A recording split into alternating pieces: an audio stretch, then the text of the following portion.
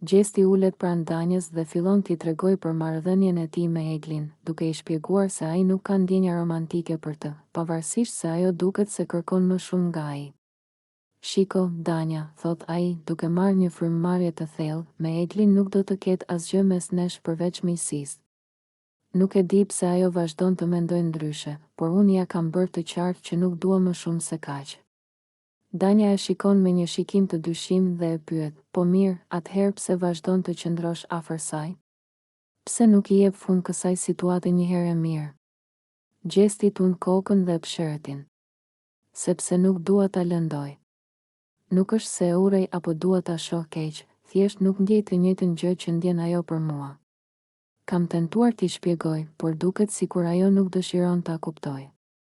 Vazhdon të më afrohet, të më kërkoj vëmendje, dhe unë nuk e di më si t'ja bëj. Danja buzëqesh me ironi dhe i thot, Gjesti, po më duket sikur po i lështek. Nëse vërtet nuk do asgjë me të, atëherë duhet të jesh më i prerë.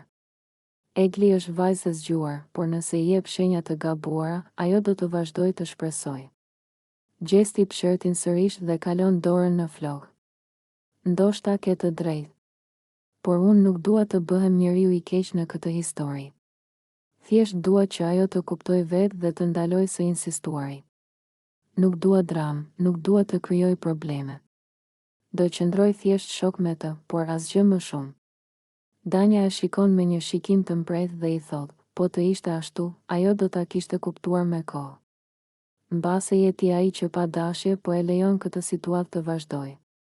Gjesti nuk përgjigjet menjëherë, por duket sikur mendon thellë për fjalët e Danjës. A do të marrë ndonjëherë fund kjo histori mes tij dhe Eglit, apo do të vazhdoj të krijoj tensione mes tyre?